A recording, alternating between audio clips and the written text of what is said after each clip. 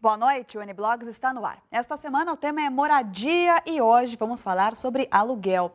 No começo do ano, a notícia de que o cantor João Gilberto poderia ser despejado do apartamento em que vive no Rio de Janeiro causou espanto geral. Ele teria que deixar o imóvel por causa de mais uma esquisitice. É que ele impediu a entrada de funcionários que fariam reparos no apartamento. Aí fica a pergunta, né? Até onde vão os direitos de quem vive de aluguel e de quem tem o imóvel alugado? É o que a gente vai ver agora. Alguma coisa acontece no meu coração, que só quando cruza a Ipiranga, Avenida São João. Ele praticamente não sai de casa, leva uma vida misteriosa, encomenda comida por telefone e não desce para pegar o pedido. Se vai às ruas, volta de táxi e manda o motorista parar dentro da garagem. As conhecidas esquisitices de João Gilberto já são conhecidas, mas agora podem levar o cantor a ter um problemão, ser despejado do apartamento onde mora de aluguel no Rio de Janeiro. E que aluguel! R$8.000 por mês. O motivo não é falta de pagamento. João Gilberto impediu que um pedreiro enviado pela proprietária do imóvel entrasse na casa para consertar uma janela. Só na cidade de São Paulo foram movidas cerca de 20.000 ações referentes a aluguéis de imóveis no ano passado. São processos movidos tanto por locadores quanto por locatários. A lei existe para os dois lados. O difícil é fazer com que ela seja cumprida. Este sobrado, por exemplo, está vazio e em ordem agora. Mas o inquilino ficou aqui 9 meses sem pagar nem um centavo. E quando saiu, ainda deixou um prejuízo de quase R$40.000. A dona do imóvel entrou na justiça logo depois do segundo mês de atraso. Foram mais de 7 meses até a ordem de despejo. E a proprietária não tem nem ideia de quando vai ser ressarcida pelos prejuízos. Mas não adianta. Não, eu acho que a lei protegeu mais ele. Porque quem saiu no prejuízo fui eu e ele sumiu. Não sei por onde ele está, não sei como cobrar a dívida dele, não sei. A senhora vai alugar de novo? Estou alugando, já estou com 2 propostas. É? Mas agora eu vou estudar assim de fio a pavio. Num caso como o de João Gilberto, o inquilino é obrigado a deixar o dono ou alguém enviado por ele entrar no imóvel para fazer vistoria ou reparos, desde que com hora marcada. Isso vale também se for alguém interessado em comprar a casa. O dono do imóvel é responsável pelas reformas estruturais, como rachaduras e problemas no telhado, e pelas despesas extraordinárias do condomínio, como o fundo de obras. O inquilino arca com os custos de problemas decorrentes do uso, pintura, maçanetas e torneiras quebradas, por exemplo, e paga as despesas ordinárias, água, luz, rateio da folha de pagamento dos funcionários do condomínio. O não cumprimento dessas regras, por qualquer um dos lados, dá o direito do prejudicado romper o contrato antes do previsto. Se você tem 30 meses de locação e você ficou um mês, você vai pagar os 3 meses de aluguel. Agora, se você tem 30 meses de locação e ficou 24 meses, tem que dividir os 30 meses de locação pelos 3 meses de aluguel e você vai pagar 0,6 aluguéis. O caso do cantor ainda tem um agravante. O contrato já venceu, segundo o advogado da dona do imóvel. E o simples fato dela não querer renová-lo já é suficiente para João Gilberto ter de deixar o apartamento onde vive há 15 anos. Os especialistas em direito imobiliário dizem que a decisão da justiça pode demorar, mas será favorável à proprietária. O músico famoso pelo mau humor vai ter mais um motivo para reclamar. Parabéns para você. Não, estou fazendo isso que eu não venho mais aqui, nem aqui eu venho mais. Complicado, hein? Bom, para a gente entender melhor quais as regras na relação entre inquilino e locador, eu vou conversar com o Dr. Edwin Brito. Ele é advogado da Comissão de Direito Urbanístico da OAB. E também aqui com a gente está o blogueiro convidado de hoje, o Marco Antônio Araújo, o famoso provocador do portal R7. Obrigada, sejam bem-vindos. Começando aí pelo caso polêmico de João Gilberto, né? Nesse caso, ele teria que ter deixado entrar mesmo a pessoa, quer dizer, ele como inquilino tinha que ter ficado ali pianinho, como é que é? Não, o que acontece é que quando se faz um contrato de locação, se assume direitos e obrigações, ambas as partes. Um dos direitos do locador é vistoriar o imóvel. E uma das obrigações do locador é fazer reparos que lhe cabem. Nesse caso aí era uma janela quebrada. Uma janela quebrada que competia ao locador arrumar. E ele mandou alguém arrumar e foi impedido. O que acontece quando ele é impedido de cumprir uma obrigação? Se ele ficar quieto, ele se torna inadimplente no contrato de locação. Ah, o próprio locador? Aí o próprio locador, porque aí o locatário pode entrar com uma ação pedindo até uma indenização por ele estar descumprindo o contrato. Então, o fato de impedir a realização de obra, ou impedir até uma vistoria, desde com hora marcada. Isso que eu ia perguntar, também tem tudo isso, né? Não é simplesmente mandar alguém lá, tem que combinar antes, marcar um horário também. Não posso mandar o pedreiro lá meia-noite. É óbvio que, inclusive, nos condomínios existem regras. Existem aquelas regras mais comuns que só podem fazer obra das 8 às 17, sim, não pode trabalhar no sábado. E também combinar um horário bom para quem mora lá, né? Sempre combinando com um horário, marcando um horário prévio, para evitar que a pessoa vá lá e não tenha ninguém.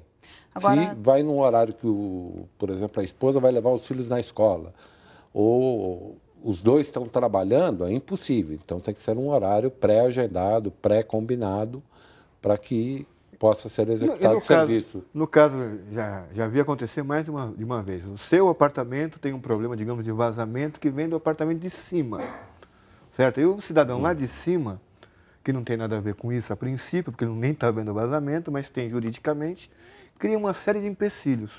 Como é que aí, quem entra aí? É o condomínio ou é o proprietário também responsável por isso? Ou mesmo o próprio inquilino, que é quem está reclamando e sofrendo a consequência daquilo, né? O que acontece quando existe esse tipo de vazamento em condomínio, você tem duas causas. Uma causa provocada pelo próprio condomínio, se for algum vazamento de coluna, ou do proprietário de cima, se for um vazamento de distribuição interna.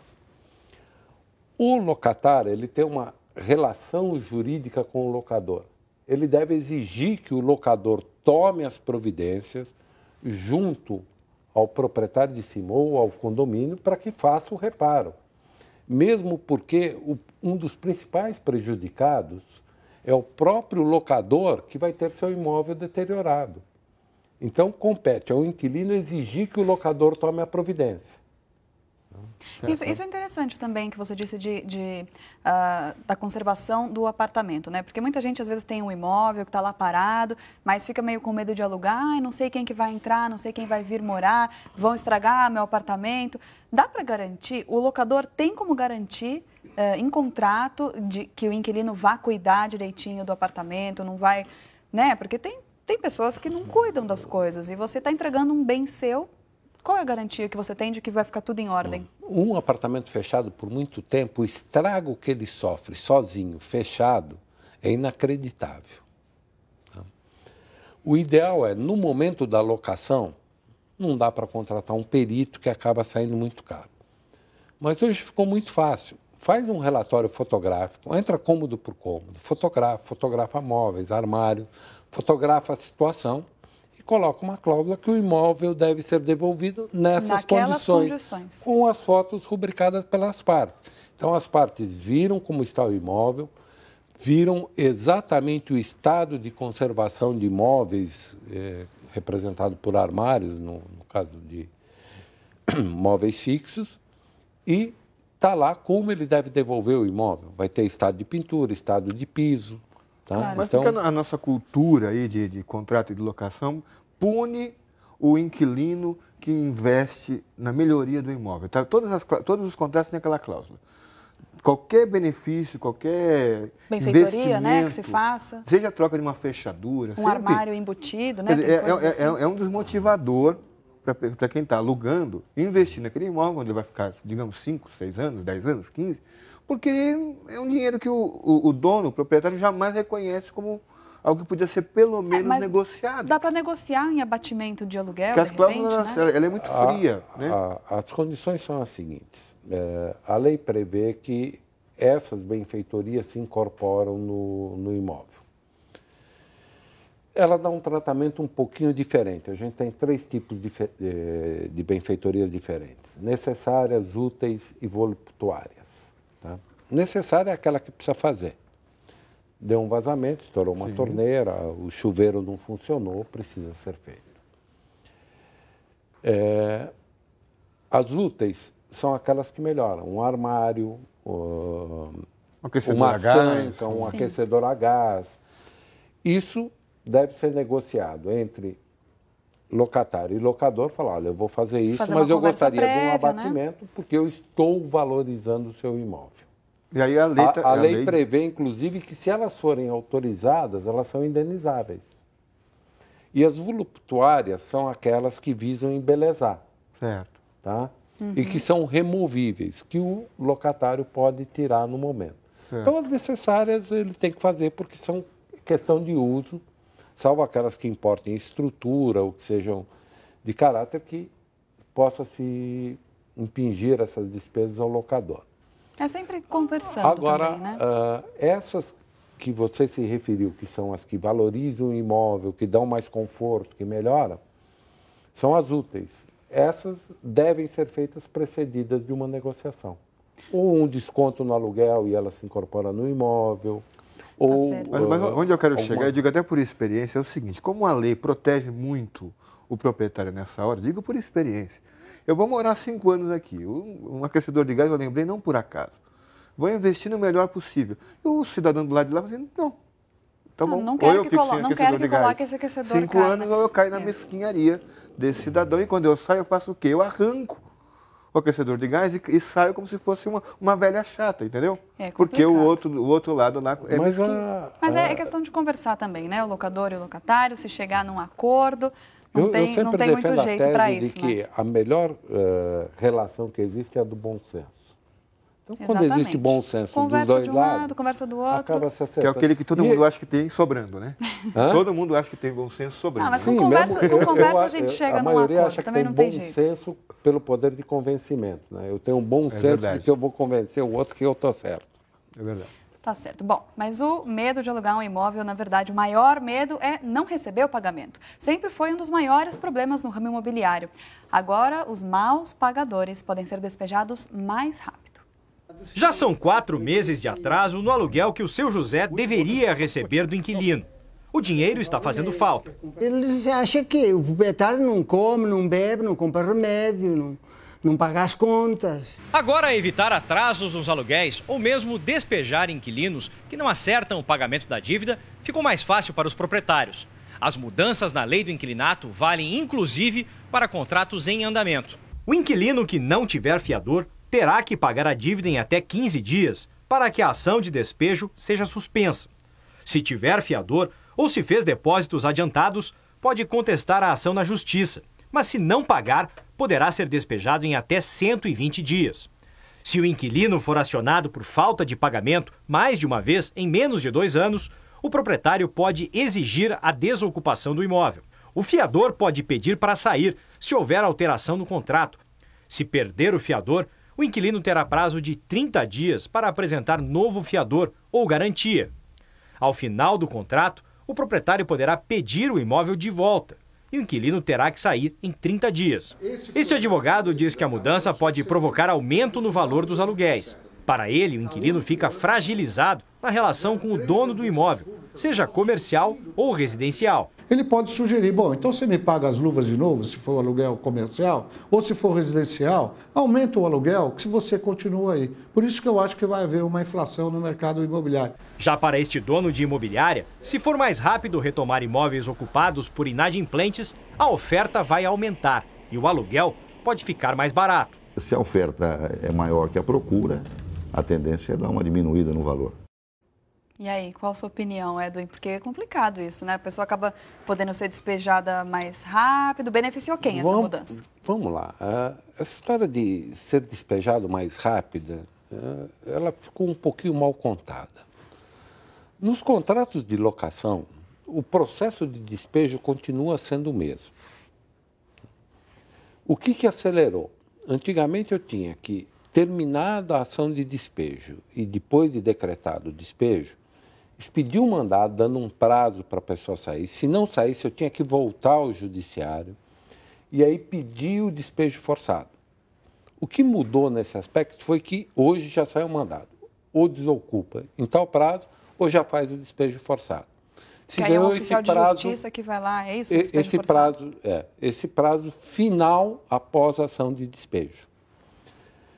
Só que a ação de despejo ela levou o mesmo prazo que levava antes. Então, se levava 2 anos e eu ganhei 2 meses no final, eu passei a ter 1 ano e 10 meses. Certo. O que mudou foram alguns aspectos. Um deles, que é o que eu acho assim a coisa mais bonita que fizeram aí, que foi criar o primeiro cadastro positivo, que é alugar sem garantia. Eu alugo sem garantia e vou alugar para pessoas que tenham credibilidade para isso.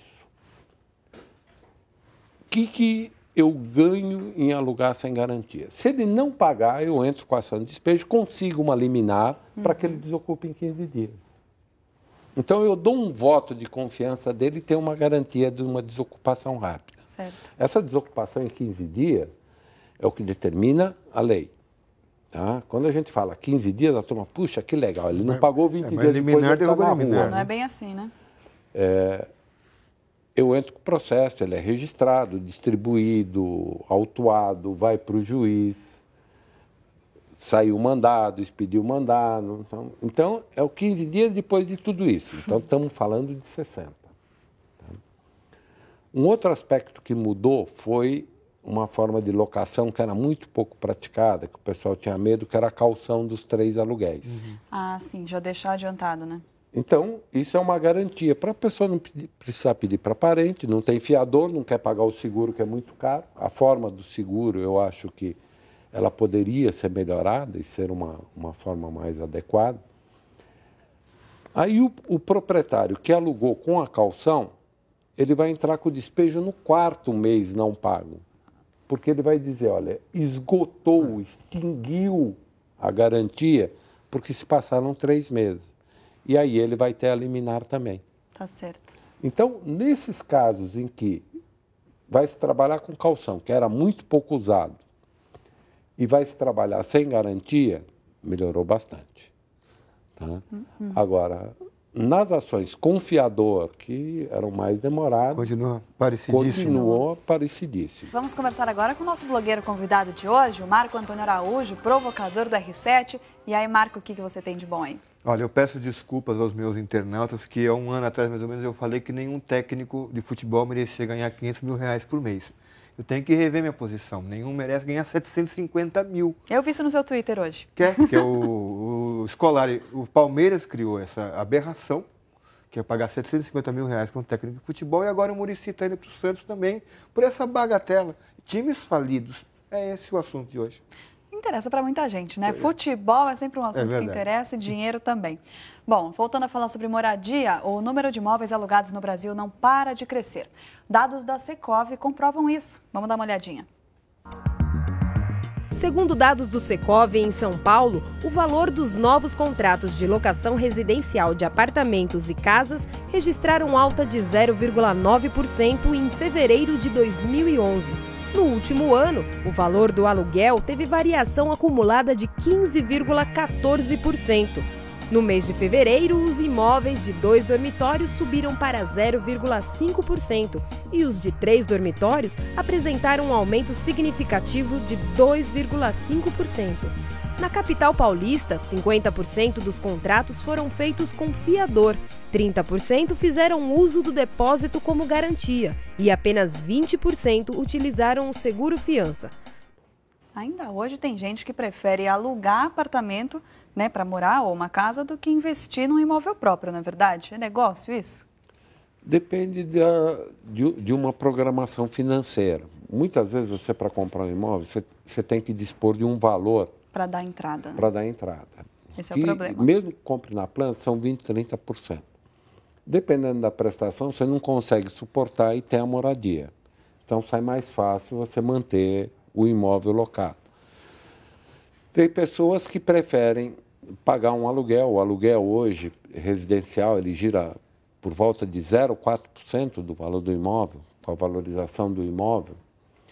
E então, esse valor é tão inferior à prestação que permite, em vez de ele se apertar para pagar uma prestação num apartamento de 3 dormitórios, ele pague com facilidade um aluguel de um apartamento de 4. E mora melhor, não precisa dispor de um investimento inicial. A desvantagem é que ele não está fazendo nenhuma poupança, ele não está fazendo patrimônio, daqui a 20 anos talvez ele se arrependa. Mas muitas vezes é uma programação de vida. O Marco disse que morou bastante tempo de aluguel, né, Marco? Sim, que era um bom negócio. Agora, por exemplo, de 4 anos para cá, com a explosão dos valores do metro quadrado, aí até para aproveitar e fazer a pergunta. Quem vai repor, quando o mercado for repor toda essa valorização, e o aluguel continuar acompanhando 4,6% do valor de mercado, vai ter uma explosão também no valor do aluguel. Daqui a pouco ou já veio? Não, eu não acredito, porque a remuneração do aluguel, ela deve ser composta de 2 itens, que é o valor do aluguel recebido mais a valorização do imóvel. Até o Plano Real, a gente chegou a viver com inflação de 84% no mês. Que o jantar custava saudoso José Sarney. O jantar custava 5% mais caro que o almoço. No mesmo dia. À noite a comida é mais cara. Então, hoje, qual o rendimento que se consegue num dinheiro? A turma fala, não, mas o meu banco paga 11. Quando desconta IOF, imposto de renda, tal, ele ganhou 0,8. Se ele tem um aluguel de 0,5, ele ao final do ano ele acumulou 6%. É menos do que a aplicação financeira. Mas o imóvel dele valorizou pelo menos a inflação, que é 4%. Né? Então, essa tendência de relação, se voltar a falar em 1% do valor do imóvel, eu não acredito que volte mais. Tá? Eu acho que não tem espaço, mesmo porque o Brasil conseguiu dar uma controlada na inflação. Só vai haver isso se houver alguma explosão e a gente voltar àquelas loucuras de 20%, 30%, 40% ao mês. Agora eu vou falar de um assunto bem complicado. Quando o inquilino, que é o responsável, né, não paga o condomínio, quem é que arca com as consequências? Desde o ano passado, a nova lei do inquilinato trouxe muitas mudanças e algumas dúvidas. Agora são os nomes dos donos dos imóveis que podem ser protestados, mesmo que os inquilinos atrasem a taxa de condomínio. Para não ter o nome sujo na praça, os proprietários já estão preparados para o contra-ataque. Se o inquilino não paga o aluguel, ele não tem que acionar e entrar com ação de despejo, da mesma forma ele faz com o condomínio. Ele acerta o condomínio e cobre do inquilino. Segundo o Sindicato da Habitação, ainda é necessária a regulamentação por parte da Corregedoria Geral da Justiça quanto aos procedimentos necessários para a realização dos protestos. Este especialista em direito imobiliário ajuda a entender a nova lei. Segundo o advogado, mesmo que o vencimento das contas tenha sido anterior à promulgação da lei, os devedores já podem ser protestados.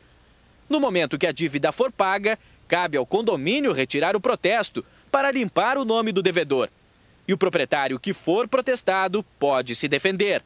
As pessoas podem ou pagar ou então entrar com uma medida cautelar de sustação de protesto. Para este administrador de condomínios, vale o bom senso. Esperar pelo menos 3 meses até fazer o protesto. O mais importante é combater os devedores. O condomínio recebendo em dia, ele pode até diminuir, porque existe alguns prédios que o condomínio é rateado junto com os inadimplentes. Mas é complicado, né? Porque aí quem paga condomínio em dia acaba tendo que arcar com quem não paga. A gente sabe que, tudo bem, tem gente que perde o emprego, fica numa situação complicada, mas tem outros que agem de má fé, né? Vamos lá, para a gente falar em locação. Eu acho que o proprietário que deixa o condomínio por conta do inquilino é um irresponsável. Ele merece ser protestado. Então estamos falando de 90% do mas isso que eu ia falar, é bem complicado isso, né? Ele deve pagar o condomínio, ele deve pagar o IPTU e emitir o boleto cobrando aluguel, condomínio e IPTU. Você acha que o proprietário tem que pagar e cobrar do realmente inquilino? É o patrimônio dele, é uma dívida dele que ele repassou para terceiro, tá? Porque o inquilino não tem nenhuma relação jurídica com o condomínio. O inquilino tem uma relação jurídica com o proprietário, que tem uma relação jurídica com o condomínio. Certo. Todos os meus clientes, eu às vezes sou até meio grosseiro e falo, olha, quem deixa o condomínio por conta do inquilino merece ser protestado, merece ser inadimplente, merece até perder o imóvel. Quer dizer, a solução paga aí... e cobra. Aí a solução aí é o proprietário falar, olha, por exemplo, são R$ 1.500 o condomínio e o aluguel. Não, aí ele recebe esse valor e vai lá e paga o condomínio? Não, eu, por exemplo, tenho 2 imóveis alugados. Um está por 1.100, outro está por 670. Eu mando todo mês, recibo 1.100 de aluguel, 540 de condomínio, 60 de IPTU, total tanto. Meu boleto vai completo. Entendi, o boleto é tudo. Eu acho que a responsabilidade do condomínio. Condomínio e IPTU são débitos de categoria próprio terreno. Quem responde por eles é o bem. O bem pertence ao locador. Ele deve pagar e cobrar do locatário junto com o recibo. Tá certo. Tá?